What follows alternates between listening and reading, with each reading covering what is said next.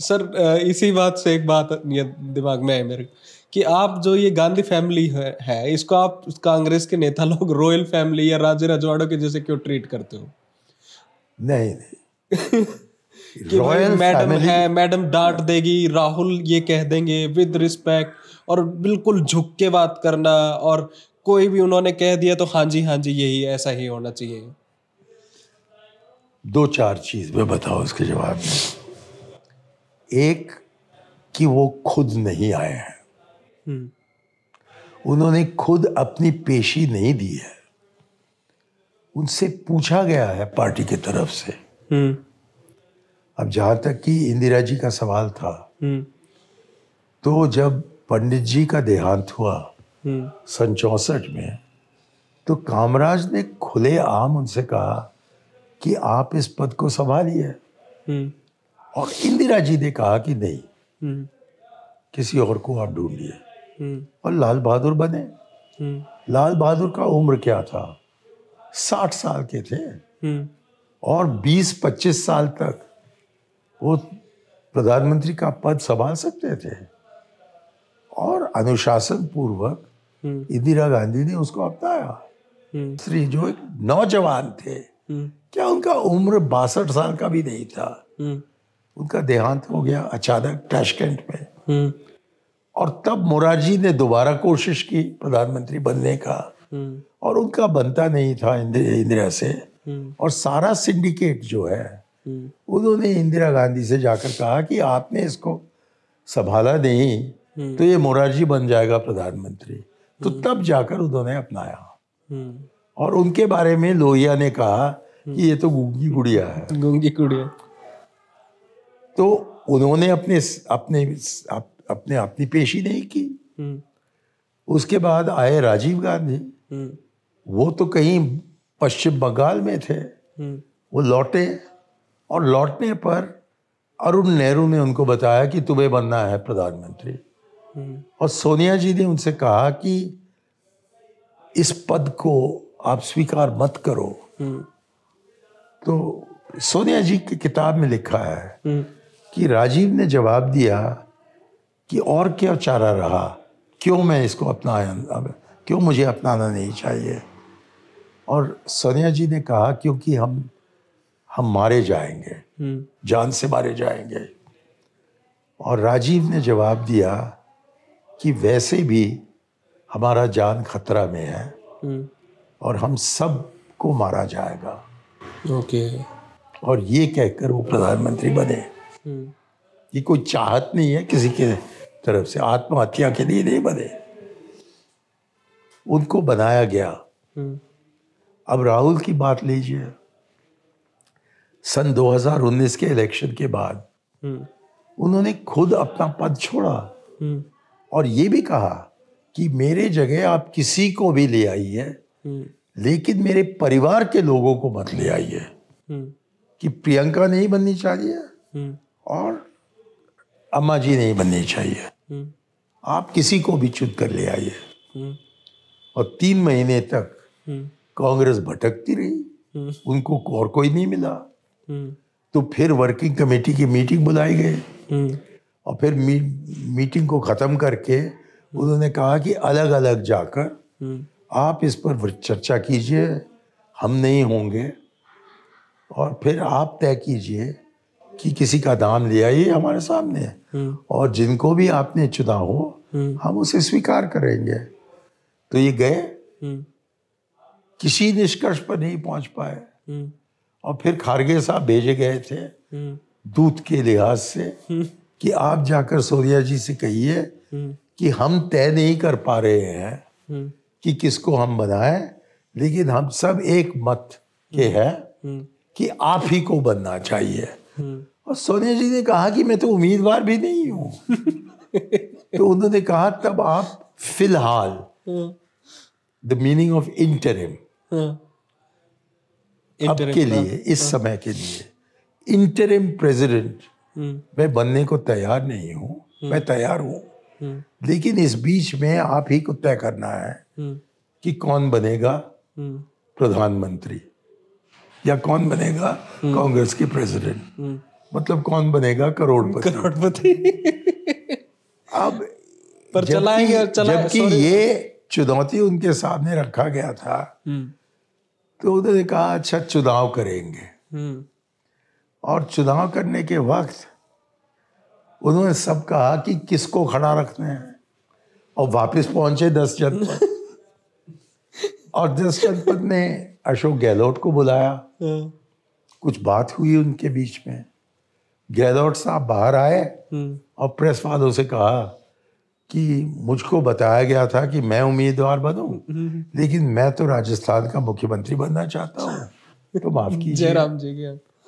तो उसके बाद चुनाव हुआ है, और सारे जो G23 के लोग थे, जो कि गुलाम नबी आजाद ने बनाया था, सारे G23 के लोग ने नॉमिनेशन फॉर्म भराया खरगे के लिए। मुझको G23 में शामिल नहीं किया। आप होना चाहते थे? हाँ, क्योंकि गुलाम नबी आजाद ने कहा कि ये घुसपैठी करेगा।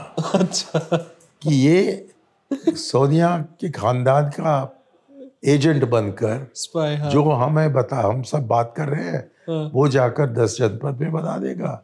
तो उन्होंने मुझको शामिल नहीं किया। अच्छा। फिर ये शशि थरूर वगैरह लड़े, और एक मीटिंग के लिए मैं बुलाया गया था।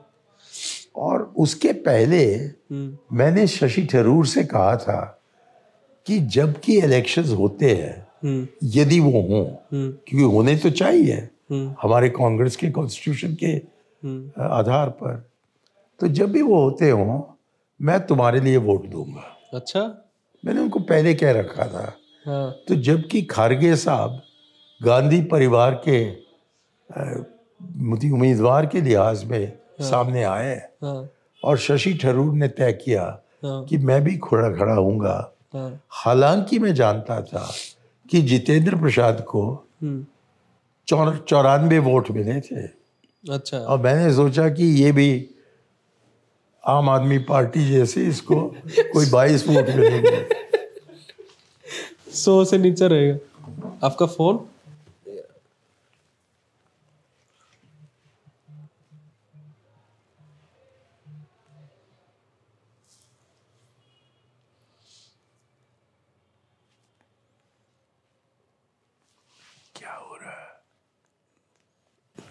क्या स्विच ऑफ नहीं हो रहा? क्या स्विच ऑफ नहीं हो रहा? मैं करूं?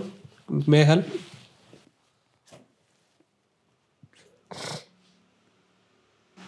ये तो ऑलरेडी बैटरी लो हो रखी है, इसको यहाँ रख देते। अच्छा। यहाँ रख देते। हाँ। चलिए। तो आम आदमी पार्टी के जैसे 22 वोट मिलेंगे। हाँ, तो उतने ही मिलने वाले हैं। हाँ। तब भी मैंने कहा कि आगे से मैंने उनको कह रखा है कि चुनाव हो तो उनके लिए मेरा वोट पड़ेगा। तो मैंने उनको वोट दिया, और मुझको कुछ हैरियत हुई कि उनको तकरीबन 1500 वोट मिले। हाँ, 1200 कुछ मिले। हाँ, जो भी हो, आप जानते बेहतर। हाँ। आप हमेशा बेहतर जानते हो। नहीं तो खैर 1200 या 1500 जो मल्लिकार्जुन खड़गे के मिले, कोई 10,000 वोट, उसके मुकाबले में कुछ भी नहीं था। लेकिन वोट होने के बाद मैंने एक आर्टिकल लिखा इंडियन एक्सप्रेस में कि हमारी पार्टी में जमहूरियत होनी चाहिए, और कि बाज दूसरे जगह में जो दूसरे जगह पर आता है, पार्टी को एकत्रित रखने के लिए उसको डिप्टी लीडर बनाया जाता है। तो मैंने ये नहीं कहा कि इसको डिप्टी लीडर बनाओ, लेकिन पार्टी को एकत्रित रखने के लिए किसी को दोष नहीं मिलना चाहिए कि उन्होंने प्रेसिडेंट खड़गे के लिए वोट नहीं डाला। तो ये आर्टिकल छपने पर मैं दिल्ली में नहीं था, तो खड़गे साहब का फोन आया कि आप हैं कहाँ? तो मैंने कहा कि मैं बाहर हूँ।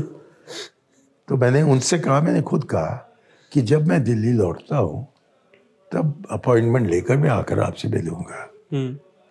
खैर वो होने में कुछ टाइम लगा, और जब तक कि मैं वहाँ उनके यहाँ तक पहुँच पाया तब तक ये पुरानी कहानी हो चुकी थी। हाँ। तो इस पर कुछ खास चर्चा नहीं हुई। तो ये सब मैं आपको बता रहा हूं कि this is not a dynastic succession. कोई कुमार नहीं है महाराजा का जो कि बन रहा हो, कोई शहजादा नहीं है। ओके ये पार्टी चाहती है, और हाँ। मैं जानता हूं कि आप नहीं चाहते हैं, लेकिन आप तो कांग्रेस में है ही नहीं। हम आपकी बात क्यों सुने? कांग्रेस ने बार बार दिखा दिया है, बार बार, कि वो चाहते हैं इसी परिवार के लोगों को।